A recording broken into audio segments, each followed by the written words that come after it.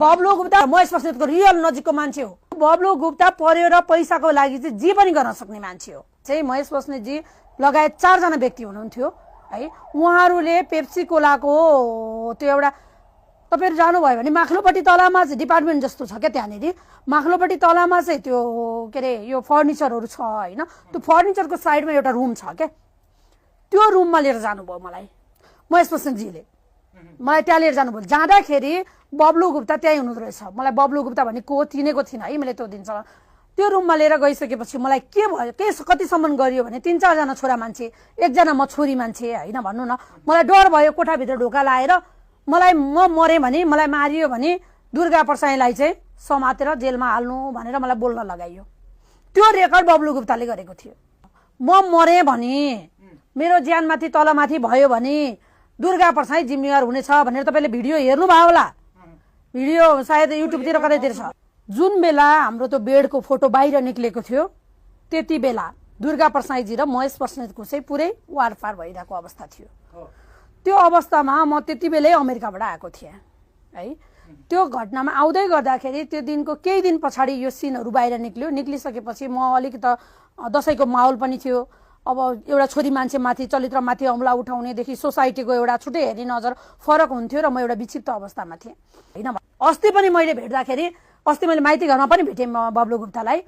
मेरो अगाडि पनि हेर्न सक्नु भएन, उहाँले नमस्कार गर्नुभयो, त्यस पछाडि एक शब्द पनि मसँग बोल्न सक्नु भएन र उहाँ 1 मिनेट पनि माइती घरमा टिक्न सक्नु भएन। उहाँ सरक्कै जानुभयो। जीएनजी आन्दोलनको त्यो दीप प्रचलन कार्यक्रम थियो हैन, त्यो कार्यक्रममा। बब्लु गुप्ता म यति मात्रै भन्छु, बब्लु गुप्ता पर्यो र पैसाको लागि चाहिँ जे पनि गर्न सक्ने मान्छे हो। अपहरण भनेर एउटा कोठाभित्र, बन्द कोठाभित्र केटी मान्छेलाई भित्र राखेर अनि त्यहाँबाट कि त तैले यो भन कि त तेरो ज्यान छैन भनेपछि के हुन्छ? के गरे भनिन्छ त्यसलाई? ल भन्नु नि त मलाई, के चाहिँ गरे हो त्यो? महेश बस्नेतजी सँगै उहाँ मिलिमतो गरेरै गए हो। महेश बस्नेत लगायत अर्को एउटा बस्नेत पनि छ। त्यो मान्छे मतियार पनि छ मेरो मुद्दामा र मतिया कुनै दिन, अब धेरै दिन छैन, केही दिन पछाडि तपाईहरुले त्यो कानुनी दायरामा आएपछि थाहा पाउनुहुन्छ। बलात्कारको मुद्दा हो, भ्रूण हत्याको मुद्दा हो हैन, डाका चोरीको मुद्दा हो। त्यो मुद्दामा उहाँ संलग्न हुनुहुन्न, किनकि महेश बस्नेतसँग जोडिएर नियोजित रूपमा मेरो हत्या गर्ने कोसिसको कुरा हो नि त त्यो। भने म मरे भने, म जिउँदै छु, म मरे भने फलानालाई हाल भन्न लगाउनु भने त त्यो त षड्यन्त्रको कुरा हैन त। तर उहाँले मलाई मार्ने हिसाबमा एउटा कोठा, बन्द कोठाभित्र भिडियो रेकर्ड गर्ने व्यक्ति चाहिँ बब्लु गुप्ता हो। यदि होइन भने बब्लु गुप्तासँग म एउटै टेबलमा राखेर बहस गरौँ। तपाईहरु कुन मिडियामा, कुन कति ठाउँमा, कहाँ सार्वजनिक ठाउँमा भन्नुहुन्छ, म त्यहाँ आउन तयार हुन्छु। यदि उहाँले होइन भन्नुभएछ भने म कानुनको जुनसुकै धाराले दिने कानुनी सजाय भोग्न तयार छु। उहाँले रेकर्ड गर्नुभयो, रेकर्ड गरेको कुरा भनेको हो मैले, आज भनेको होइन, गरेको हप्ता दिनमै भनेको मैले। जब म त्यहाँबाट निक्लिनु थियो मलाई रेकर्ड गराउनु, किनभने मलाई त त्यहाँभित्र मार्छन् भने मलाई डर थियो। 4 जना छोरा मान्छे एउटा बन्द कोठामा ढोका लाएर तैँले यसरी बोल भनेर क्यामेरा तिर्साएपछि एउटा छोरी मान्छे के गर्छ? उहाँले चाहिँ तपाईँ यसरी रुवाको नाटक गर्नुहोस्, यसो गर्नुहोस्, यसरी बोल्नुहोस्, उसरी बोल्नुहोस् भन्नुभयो, तर म त्यो सक्दिनँ भने मैले, म गर्न सक्दिनँ भन्नुभयो। उहाँहरूले मलाई यति भन्नुभयो कि यो बाहिर निकाल्ने होइन पनि भन्नुभयो।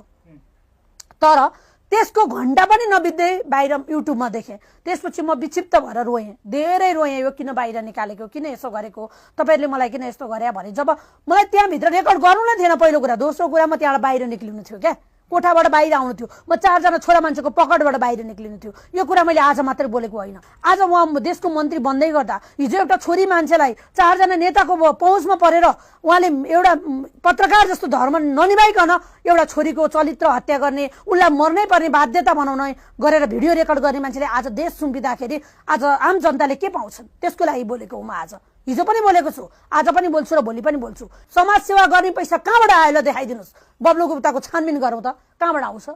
समाज सेवा गर्नलाई पैसा चाहिन्छ, चाहिँदैन तपाईँ भन्नुहोस्? नभए तपाईँले किन गर्नु भएन, अर्को मान्छेले किन गरेन? उहाँ जस्तो व्यक्तिलाई मन्त्रालय दियो भने भोलि त्यहाँ जेसुकै हुन सक्छ है।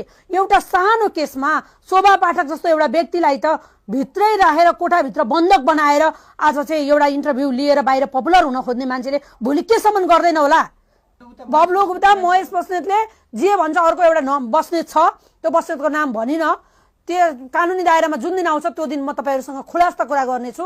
किनभने उनीहरुबाट मेरो ज्यान जोगाउनको लागि पनि मैले केही कुराहरू गोप्य राख्न पर्ने भएर भनिन। अर्को पनि बस्नेतै छ। यी दुईटाको चाहिँ एकदम नजिकको पात